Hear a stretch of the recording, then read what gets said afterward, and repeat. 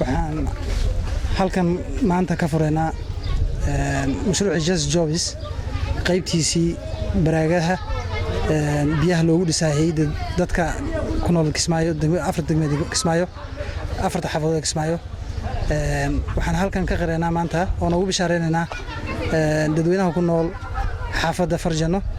in halkan loogu dhisayo baraagtaas oo ay biyo filtration ama biyo warshad lagu soo sifeeyay lagu shubi doono oo loogu deeqay ama macnaha qiimo aad raqiis ah oo aan aqliga galaynin lagu gadi doono jirgaankii 4,000 oo shilin oo lacag Soomaali kama badan doono 20 laha waxaan filayaa biyaha warshadaysan noocaas oo kale ilaa 20,000 oo shilin ayaa lagu gadan jiray laakiin maanta waxa lagu helayaa 4,000 oo shilin waa biyo warshad soo martay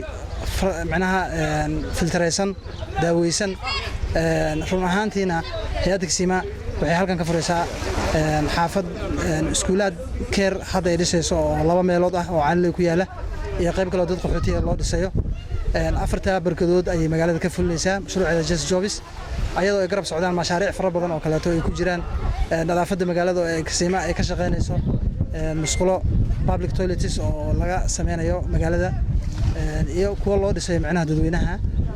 iyo kuwa loo dhisay iskuulaadka iyo xafiisyada iyo magaranaysa meelaha magaranaysa police stationska marka waxaan aad iyo aad ugu faraxsanahay in aan halkan maanta aan ka furno ama baraagtii ugu horreysay laga dhisay saad aragtiin shaqaale waxa ka faa'iideysanaya shaqaalaha dhisaya shaqaalahaas laftigeeda waxa lacag baa lagu siinayaa Kisima ayaa lacag ku siinaysa meeshan waxaan qabanayna waxaan rabnaa inay noqoto wax sustainable oo dadka ay ka sii faa'iidaan hore waxyaalo fara badan bay u soo qabaday hay'adda waxaan aad iyo aad ugu mahadinayaa dhammaan qaybaha kala duwan ee maamulka oo gacan naga siiyay sida maamulka degmada oo halkan inaan ka dhisna fasaxna siiyay amar ogna in aan wax u qabanayno bulshada ku nool degmada Kismaayo aad baa u mahadsantiin waxa sharaf noo ah oo aan aad u soo dhaweynaynaa biyaha biyo-gelinta loogu sameeyay xaafadda Farjano waaxda halgan qaybtan maartay centerka ah oo ay biyaha ka dhaansanayaan xaafadaas waxaan aad ugu mahadinaynaa hay'adaas Kisima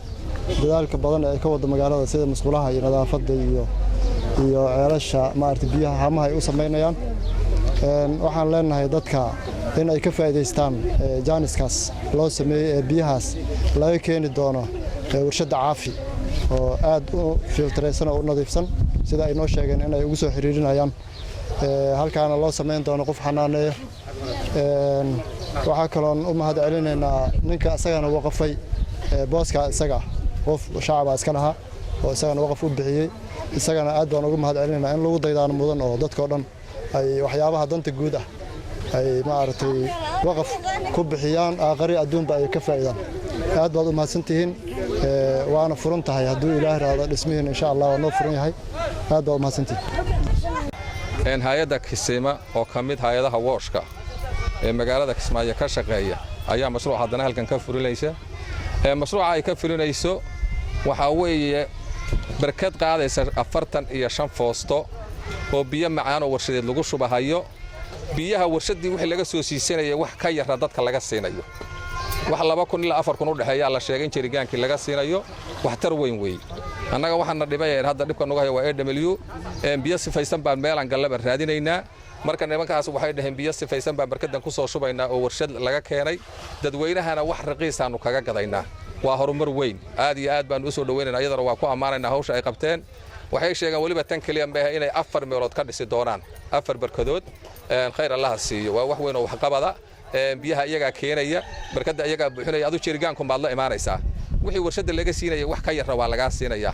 marka waa ku amaanaynaa hawsha ay qabteen